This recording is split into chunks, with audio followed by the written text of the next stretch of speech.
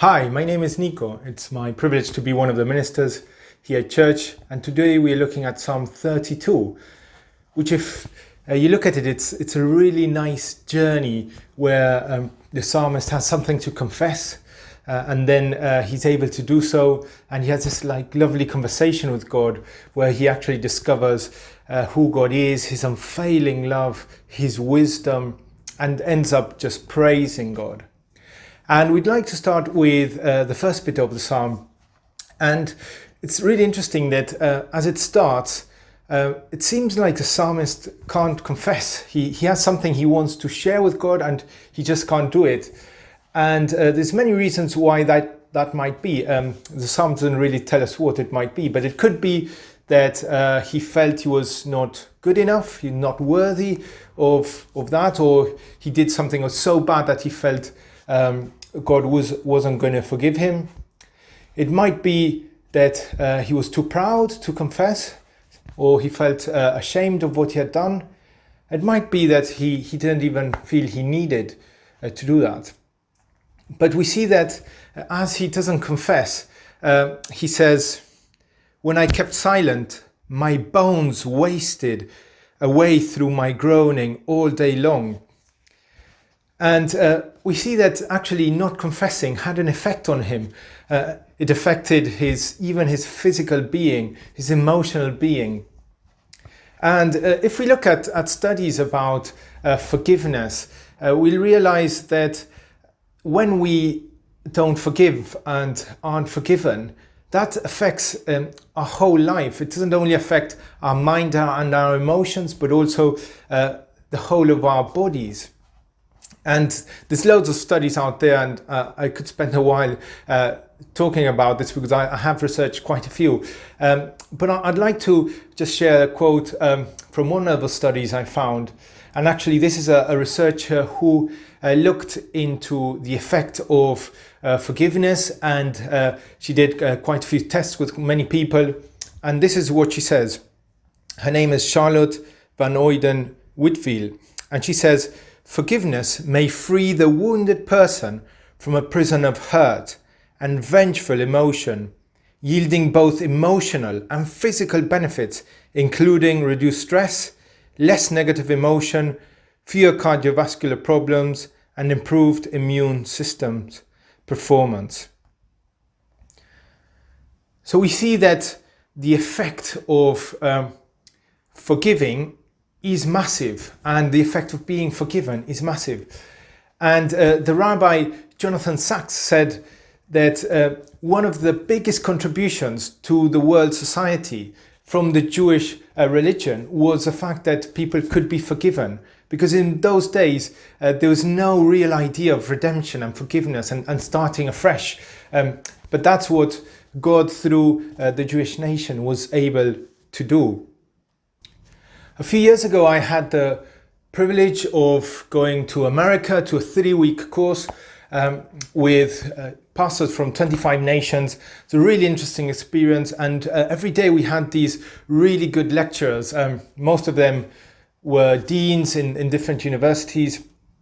And there was one guy who really struck me, and his name is Brian Chappell. And he spoke about his story, and he said that when he was a young pastor many years ago, he came out of a seminar really enthused and wanting to kind of change people's lives. And as he preached, he was preaching to this congregation, and he was saying, "Don't do this, don't do that, do this, do that." And he realized that he was having no effect, like people weren't changing at all, and actually people were getting a bit annoyed with what he was saying.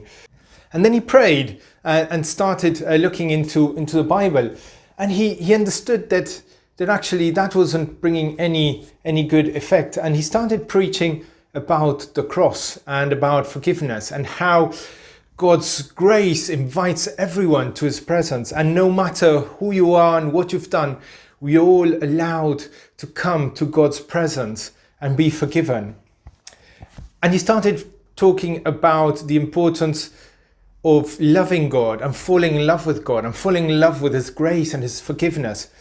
And he started seeing so many changes in people's lives as people understood how much God loved them. And he's part of the group of people who we call have a reformed theology, and their main focus is the cross of Christ, that we are forgiven through what Jesus did for us. And all of their preaching is Christ-centered and cross-centered, and every time they share a sermon, there's going to be a mention to Jesus' cross. And I think this is really important because it is the heart of our message. And it is what this psalm is talking about, being forgiven. Another person who is part of this stream is Tim Keller, and he says, God's reckless grace is our greatest hope. And John Piper says, if grace is to be free, which is the very meaning of grace, we cannot view it as something to be repaid. So don't get me wrong, what we do is important and has effects on other people's lives.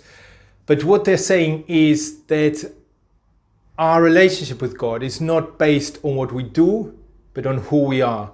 It's not based on if we've done good things or bad things, but actually in the fact that Jesus died for us on the cross and we can come to his presence and be cleansed and be made free. Most of us believe this and live it out and understand this, but the truth is we live in a very performance-based society, and our mindset is completely affected by this. Ever since we are very small, if we do something good, we are rewarded. If we just do something bad, we are told off, or we're not allowed to do certain things. If you study, you get better grades, and therefore you'd get into a better university and get paid more money. So it's all about what you do and the reward you get out of it. And this happens all the time in everything we do as a society. So that's so in our brains, we are wired that way, that it's very hard for us not to go back to that mentality, even once we've understood God's grace. I don't know about you, but sometimes when I do something that's wrong, I go and ask forgiveness to God, and then I pray later that day and I'll ask forgiveness again, and maybe a week later I remember and I ask for forgiveness again. And that's because we live in this performance-based mentality where we feel we need to repay what we've done wrong, where we feel we need to earn the forgiveness. But the whole idea behind forgiveness in the Bible is that there's nothing we need to do. There's nothing so bad that we've done that God can't forgive us, and therefore we can always come to his presence. This week something terrible happened to me. I was about to bath the kids, put the water in the bath, and then put my youngest son into the bath. And then suddenly, out of nowhere, this massive pool was floating around the bath. And to be honest, I didn't know what to do. It was a like proper adult size pool. So I took him out of the bath quickly, and then got one of the cups we have in the bath to try and fish the poo out. And I could see the poo floating, so I did my best effort to try and grab it. So I went really slowly close to the poo. And when I was about to strike it and grab it, for some reason it decided to move. And as I moved my hand in, I suddenly had all my hand full of brown poo and nothing in the cup.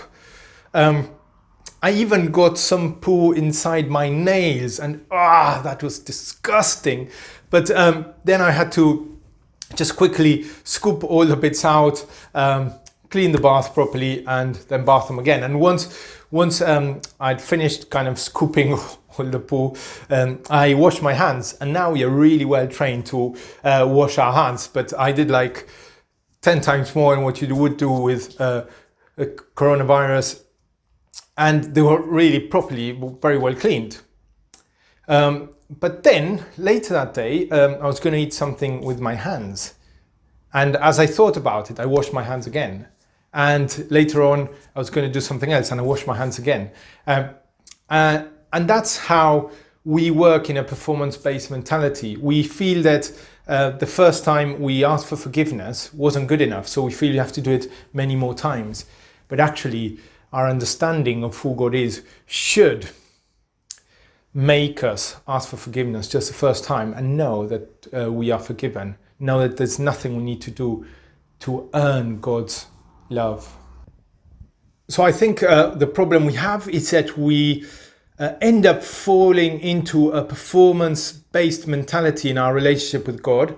And the invitation of the Bible is to move into a faith-based mentality. And not faith in the sense of how much faith do you have, but faith in the sense of understanding and trusting who God is and what He's done for us. And the more we understand that we are forgiven, the freer we are going to be, not to try and earn His love, but to live out through the fullness of how we are loved by Him and how forgiven we are. And I think this is a tension we have and we live with. And therefore we need to kind of win that battle by remembering and reminding ourselves once and again what it's all about. It's all about the cross. It's all about faith. It's all about grace. It's all about what Jesus did for us and the freedom that gives us. So I'm going to invite you as a challenge to kind of move from a performance-based mentality to a faith-based mentality and understanding how we are forgiven and free, is to feed on God's word, to feed on who God is, to balance that out. And to do that, I'd invite you to read the Bible every day. And a very easy way to do that is to read one chapter a day, which literally takes like 5 minutes. But it gives you that constant connection with God and God's word, with understanding His mentality and moving from our own performance mentality. And maybe read some books that will feed that understanding of the world, where we change from a performance relationship to a grace relationship with God. And I'd like to finish this talk with the words of the psalm, starting on verse 7. You are my hiding place. You will protect me from trouble and surround me with songs of deliverance. I will instruct you and teach you in the way you should go. I will counsel you with my loving eye on you. Do not be like the horse or the mule, which have no understanding, but must be controlled by bit and bridle, or they will not come to you. Many are the woes of the wicked, but the Lord's unfailing love surrounds the one who trusts in Him. Rejoice in the Lord and be glad, you righteous. Sing, all you who are upright in heart. This is a rock in which we stand. This is what we believe in. We believe in our relationship, which is based on what He has done, which is based on grace and love, and therefore we don't need to do anything to earn it. Let us remind ourselves of this and be able to live the life with the freedom that God invites us to do.